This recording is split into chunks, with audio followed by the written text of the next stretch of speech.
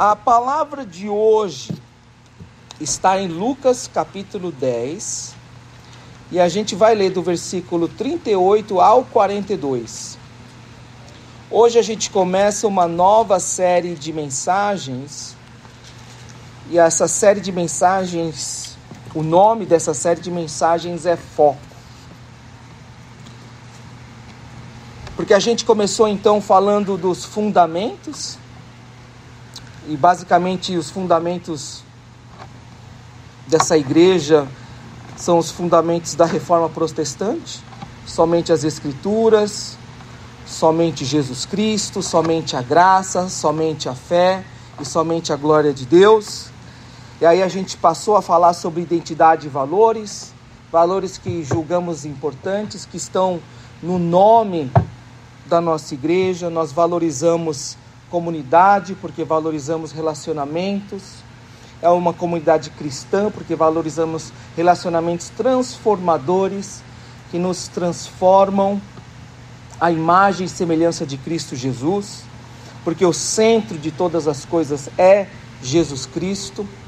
E é uma comunidade presbiteriana porque a gente acredita que nós somos ligados. É uma liderança compartilhada, porque Deus fala através de todos nós. O Espírito Santo habita dentro de todos aqueles que são salvos. E o Espírito Santo fala não apenas através de um, mas através de todos. E é nessa vida em comunidade que a gente vai buscando servir a Deus e glorificar o nome dEle. Mas hoje então a gente fala de uma nova série de mensagens, ainda pensando nessa nova igreja que está nascendo, onde Deus está fazendo o seu trabalho, onde Deus está tomando controle das coisas, e a gente está aqui apenas para servir ao nome de Jesus.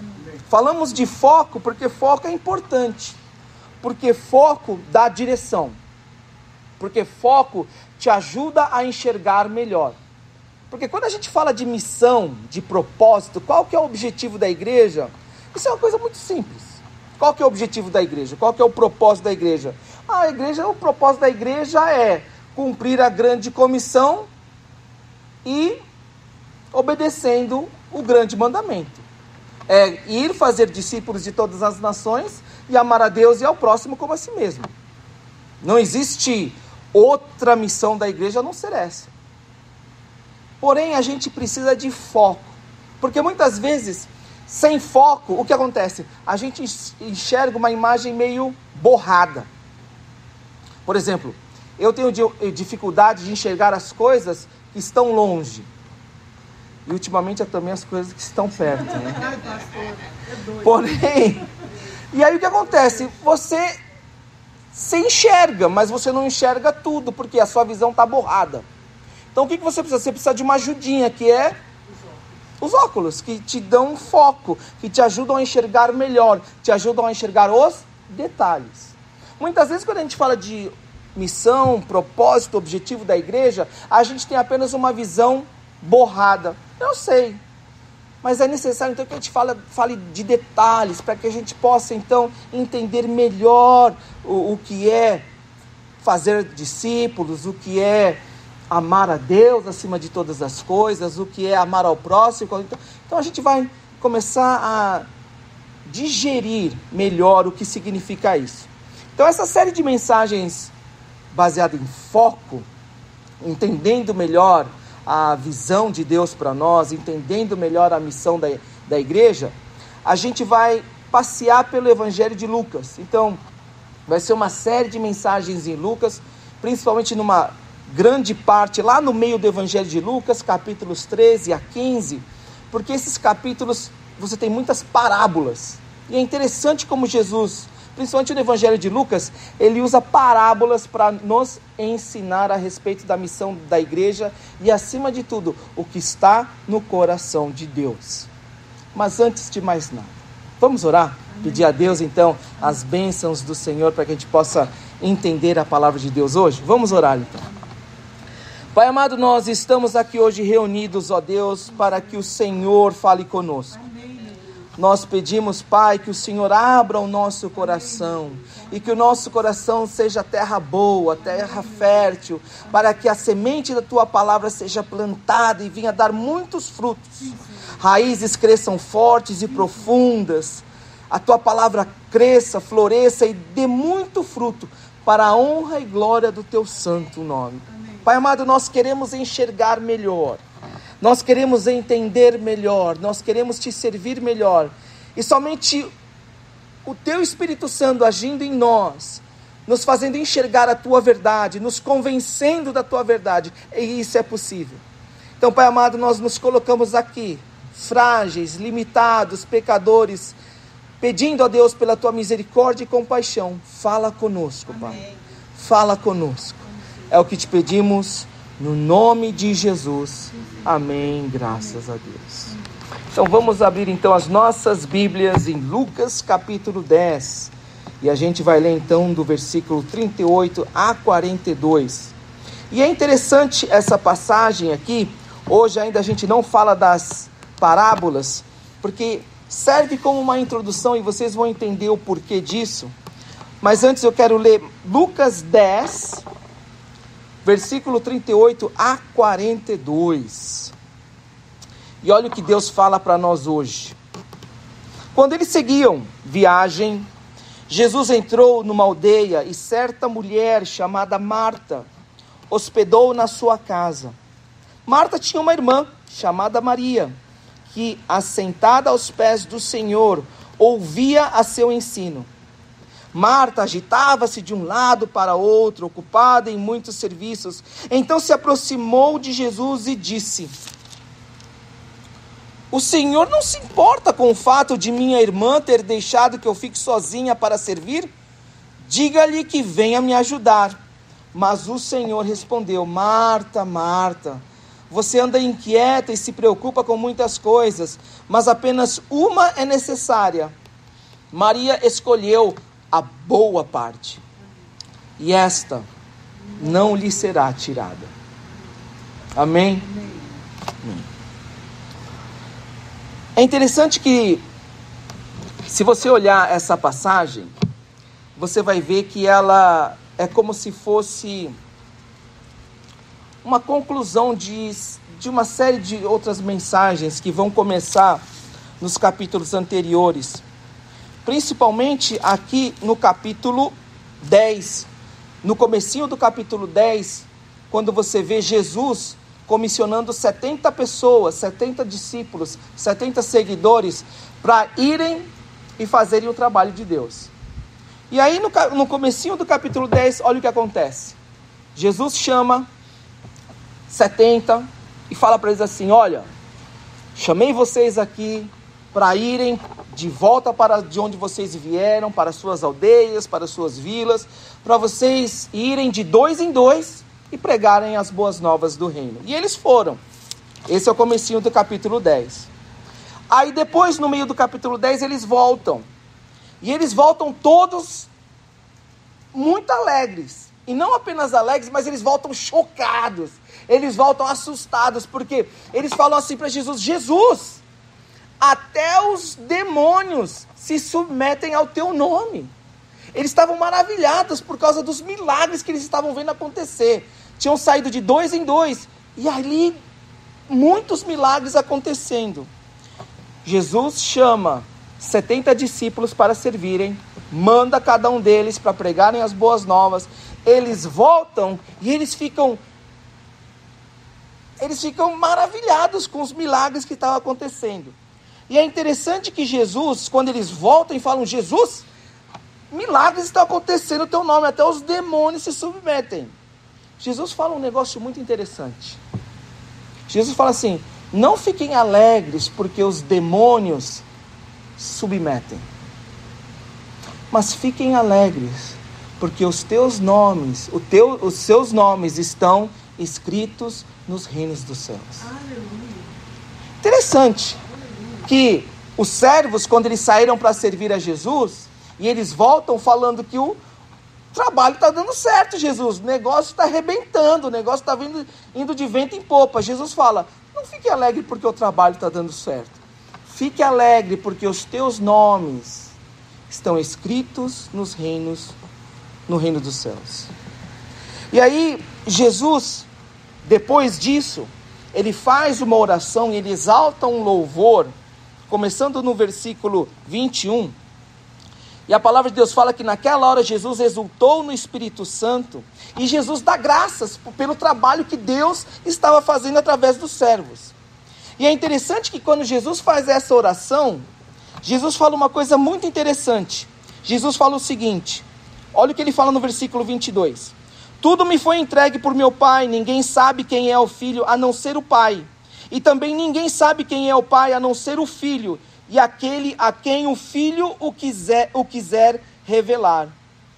E voltando para os seus discípulos, Jesus disse em particular, bem-aventurados os olhos que veem as coisas que vocês estão vendo, pois eu lhes digo que muitos profetas e reis quiseram ver o que vocês estão vendo, mas não viram, e quiseram ouvir o que vocês estão ouvindo, mas não ouviram.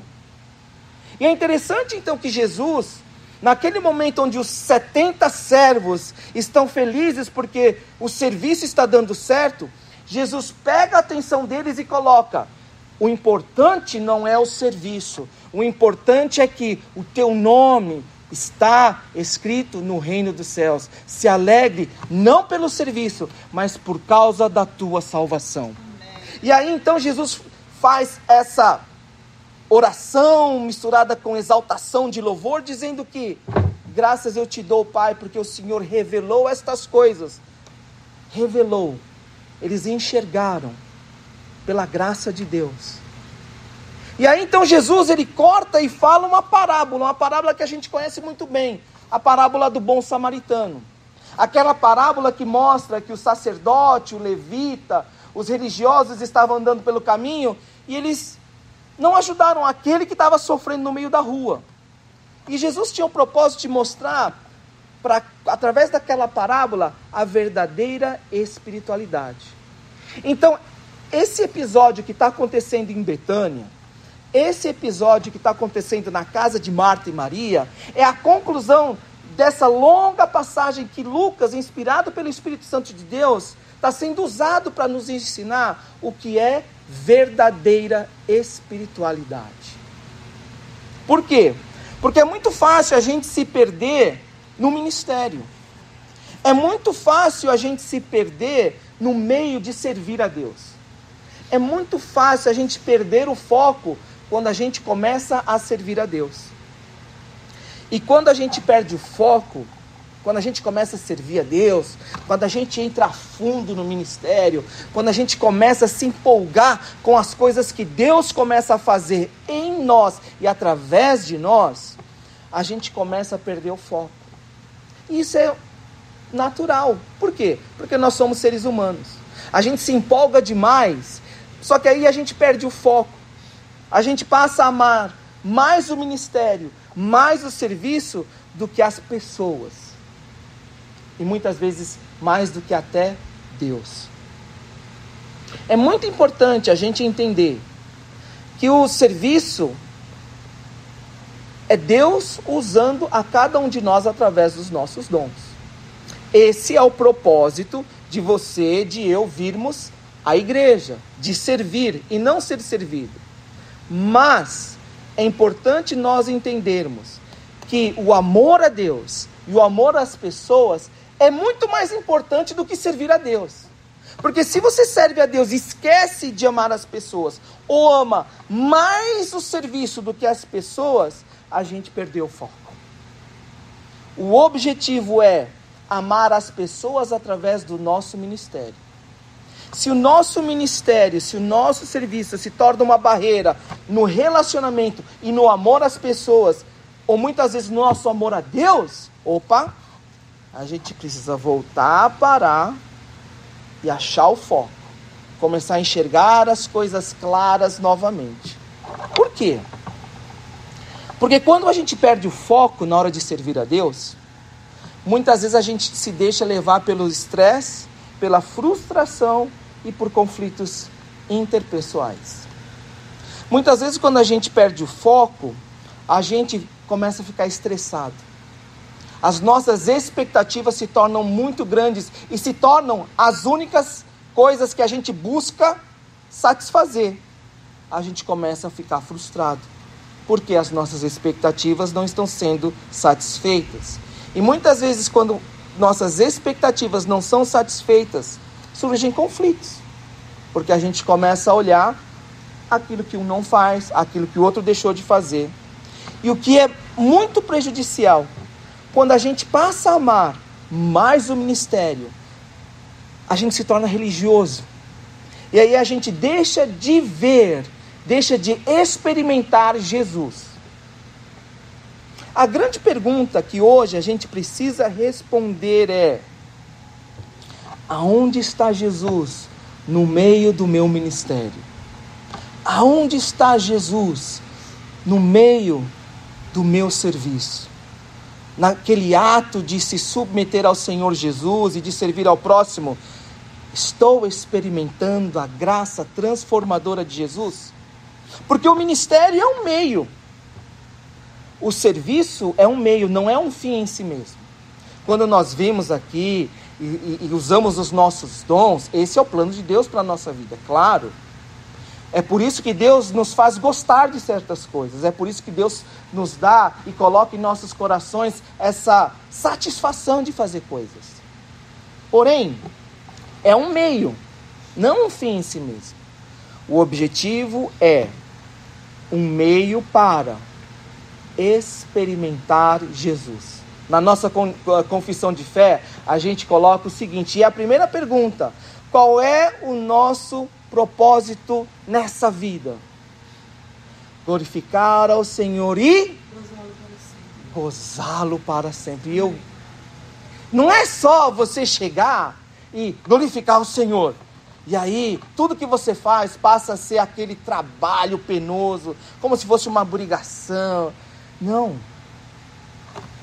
É louvar, glorificar a Deus, e no meio desse louvar e glorificar, experimentar, gozar, se satisfazer nele.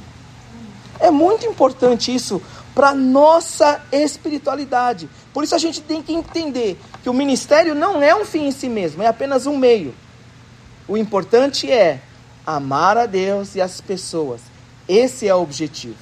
Então hoje eu gostaria de convidar você a olhar 3 atitudes de Marta. 3 atitudes de Marta. E aí aprender com isso coisas que a gente deve tomar cuidado, coisas que a gente deve evitar. Porque Marta, olha aqui, Marta, ela é uma pessoa muito ativa. Vê aqui nessa passagem que ela não estava junto de Maria, ela é a dar o primeiro passo, ela é ativa, ela é proativa. E é ela quem hospeda Jesus. Ela fala: Jesus, você vai ficar na minha casa. E eu gostaria que você olhasse o seguinte, que isso não foi uma coisa pequena. Não foi só Maria hospedando o rabino da sinagoga. Não foi Maria hospedando o pastor da igreja.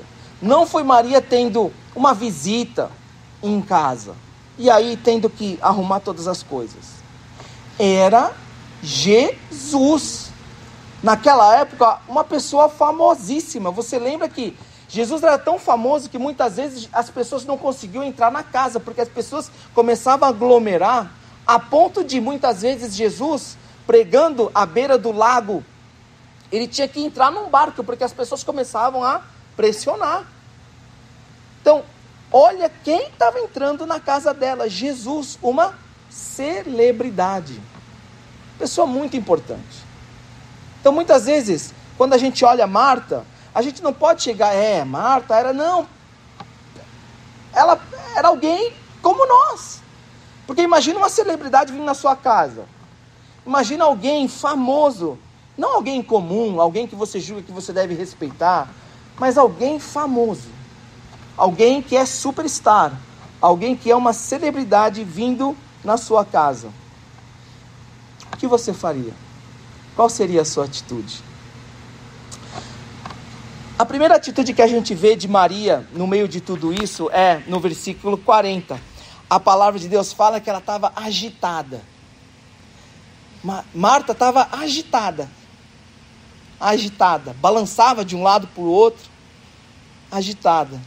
E essa agitação mostra que Marta, ela estava insegura. Agitação. Corria de um lado para o outro, fazia muitas coisas ao mesmo tempo, que mostrava que ela estava insegura. Quando a gente serve ao Senhor, muitas vezes, a gente fica agitado. A gente faz muitas coisas ao mesmo tempo. E muitas vezes isso é comum. Falta de pessoas, coisas que devem ser feitas. Mas a questão é, da onde vem a agitação? O que a gente pode deduzir aqui de Marta é que Marta estava agitada porque ela estava insegura. Muitas vezes a agitação não é por causa das coisas que precisam ser feitas, mas muitas vezes é porque a agitação vem das coisas que precisam ser feitas porque eu estou inseguro. Porque na minha cabeça, eu preciso fazer tantas coisas para que as pessoas se satisfaçam, ou para que as pessoas fiquem felizes comigo, ou para que Jesus fique satisfeito. Então eu posso fazer muitas coisas. Eu posso fazer diversas coisas, porque naquilo que eu acredito é que se eu não fizer todas essas coisas, Jesus não vai ficar satisfeito. Então eu fico inseguro. Marta talvez pensou no coração dela que ela deveria fazer muitas coisas, e todas aquelas coisas, porque só assim Jesus ficaria contente com ela. Só assim Jesus ficaria satisfeito, só assim Jesus ficaria feliz de estar na casa dela. Será que não é assim que nós muitas vezes nos sentimos quando nós estamos no meio da agitação do ministério? Será que a agitação do ministério não é causada por uma insegurança?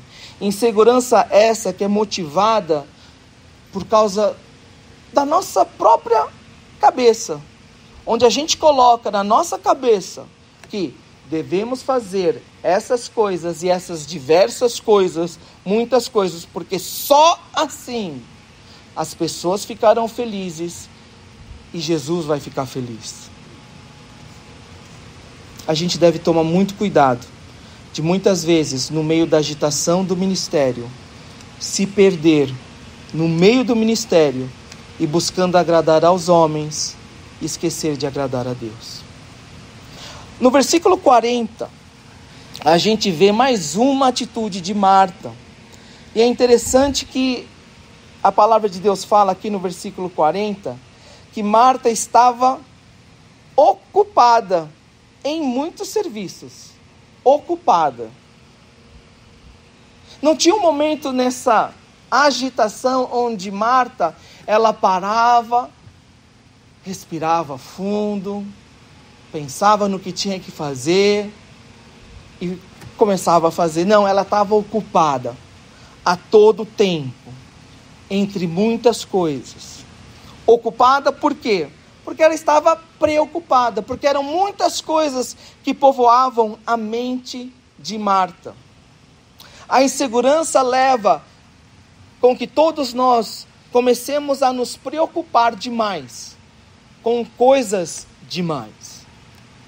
A agitação causada por insegurança nos leva a uma vida ocupada e nos leva a uma vida cheia de preocupações. Por quê?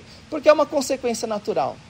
Se a gente pensa que eu tenho que fazer certas coisas para agradar as pessoas e assim agradar a Deus, ou eu devo fazer essa lista de coisas para assim agradar a Deus, o que acontece? A minha expectativa fica grande. E aí então eu passo a me preocupar com essas coisas, com essa lista de coisas que tenho que fazer. E isso passa a ocupar a minha mente. E quanto mais isso ocupa a minha mente, é impossível você descansar no Senhor. É impossível você deitar, ficar parado e descansar no Senhor. Por quê? Sempre há uma coisa que deve ser feita. A sua mente está cheia de preocupações. Coisas que ocupam a sua mente antes preocupações antes. E era isso que estava acontecendo com Marta. Era isso que estava acontecendo com Marta. É justificável que ela seja agitada e ocupada porque uma celebridade estava ali? É justificável. Mas o problema é que quando ela se envolveu com agitação e ocupação, porque ela via que as expectativas delas não estavam sendo cumpridas, quando ela achava na mente e no coração dela que só assim as pessoas iam se agradar e respeitar Marta, só assim Jesus ia se agradar com ela daquele jeito, o que aconteceu? Ela começou a trazer aquela frustração para o relacionamento dela com a irmã dela. Olha o que ela fala aqui no versículo 41. Versículo 40. Ela disse: Senhor, não te importas de que minha irmã tenha deixado que eu fique a servir sozinha? Ordena-lhe, pois, que venha ajudar-me. Ela chega para Jesus e começa a se queixar da própria irmã, dizendo: Jesus, você não está se importando? O problema da agitação e da ocupação, quando as coisas fogem do controle e a gente perde o foco, é que a gente fica míope, a gente não consegue enxergar. E quando a gente não consegue enxergar, a nossa espiritualidade se torna religiosidade. E quando isso começa a acontecer, porque a gente perdeu o foco, porque a gente não consegue enxergar, porque a gente deixou de se alegrar, porque os nossos nomes estão escritos no livro da vida, olha o que acontece. A gente passa a olhar os defeitos das outras pessoas. E essa foi a outra atitude de Marta. Marta começou a se queixar da irmã. E ela chega diante de Jesus e fala: Jesus, você não está se importando, não? Você não está vendo, não, o que está acontecendo? Eu estou fazendo tudo sozinho. Eu estou fazendo todo o trabalho sozinho. E ela está aqui não fazendo nada. Quando a gente perde o foco no meio do nosso serviço ao Senhor, não apenas a agitação e a ocupação começam a nos desgastar, mas relacionamentos se desgastam porque a gente começa a priorizar as coisas erradas. Não é que o serviço não seja importante, não é que o trabalho da igreja, fazer coisas a Deus não seja importante. Não é que A, B, C e fazer para Deus de todo o coração, com todos os nossos talentos, usando os nossos dons, não sejam importantes. Mas existe prioridade. E quando todas essas coisas importantes são colocadas do lado de amar a Deus sobre todas as coisas e amar ao próximo como a si mesmo, nada mais se torna tão importante quanto amar a Deus e amar ao próximo. Ainda que seja um serviço que a gente coloca no nosso coração para Deus. Jamais nós, como servos do Senhor, nós devemos deixar de priorizar o amor a Deus, a exaltação do nome do Senhor e o amor ao próximo. Imagina que a gente tenha aqui um prédio onde a gente possa colocar 4.000 pessoas. O último último modelo de assento, tipo de cinema mesmo. A gente tem um sistema de ar-condicionado, de climatização último, onde a gente não precisa se preocupar, está tudo fresco. A gente entra, a temperatura é ideal. A gente tem um coffee shop, uma cafeteria aqui, olha, e a gente tem um sistema de som, um sistema de imagem, a gente tem tudo top. A gente tem tudo assim onde... E a gente tem tudo assim espetacular. E a pessoa vem na primeira vez. Uma pessoa onde ela veio é espantada com as instalações, com tudo. Como os membros se colocaram para reformar o templo, como os membros se colocaram para ofertar e colocar as coisas a Deus. Porém, naquela primeira visita que aquela pessoa veio ver e experimentar Jesus, o que ela vê é o pastor sendo estúpido com o líder do louvor, porque, vamos dizer o seguinte, não começamos na hora certa. ou porque ela viu 2 irmãos discutindo, porque um não estava ajudando o outro a trazer os envelopes para a oferta.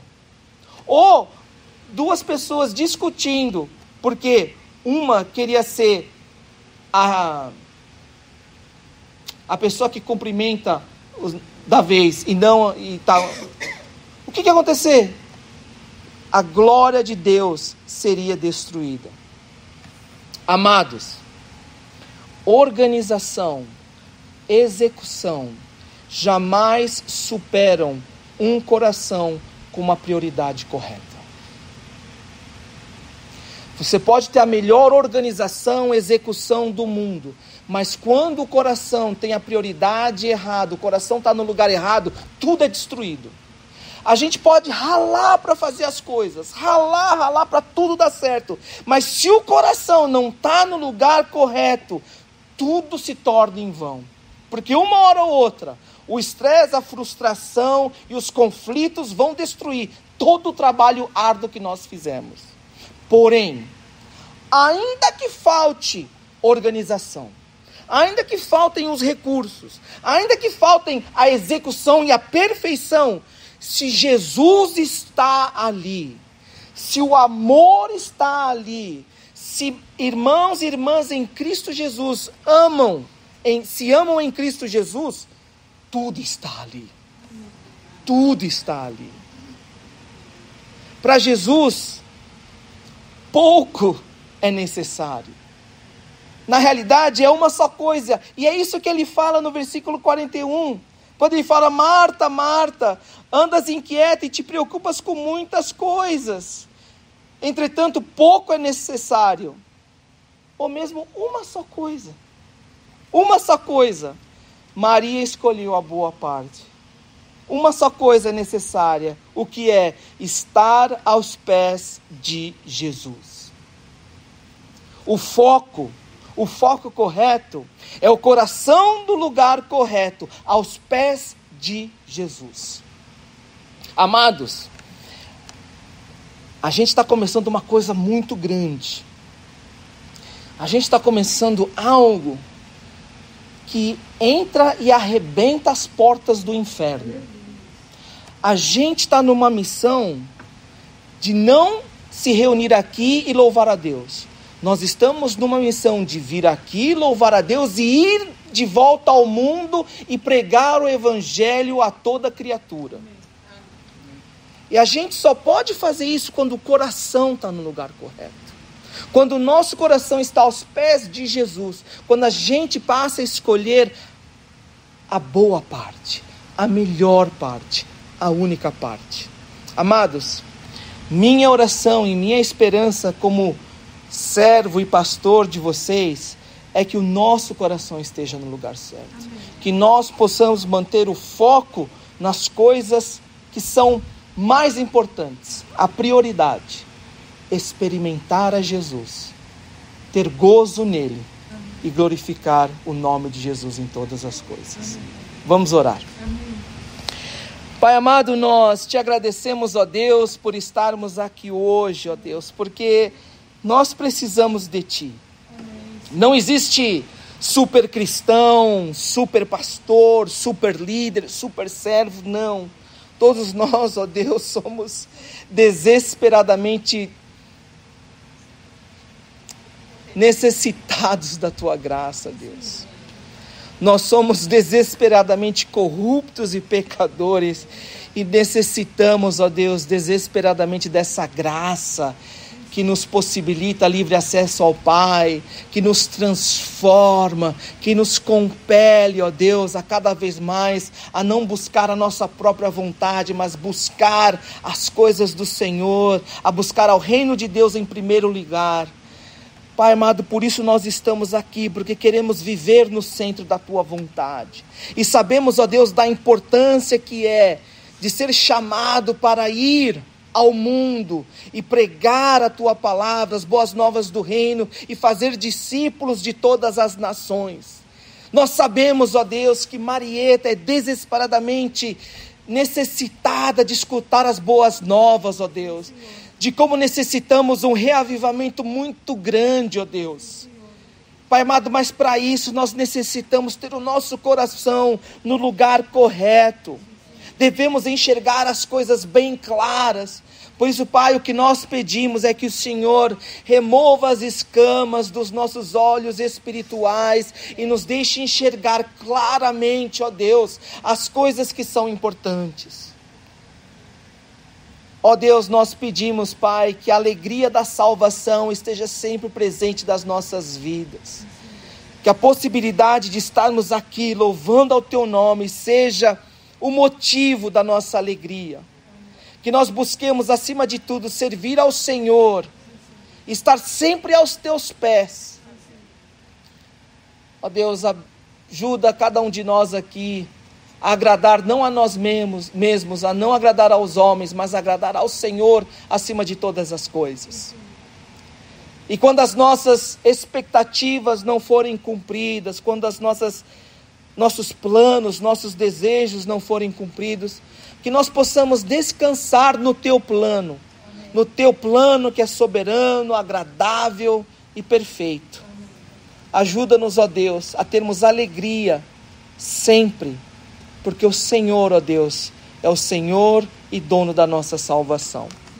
Agradecemos, ó Deus, por mais um culto ao Teu nome.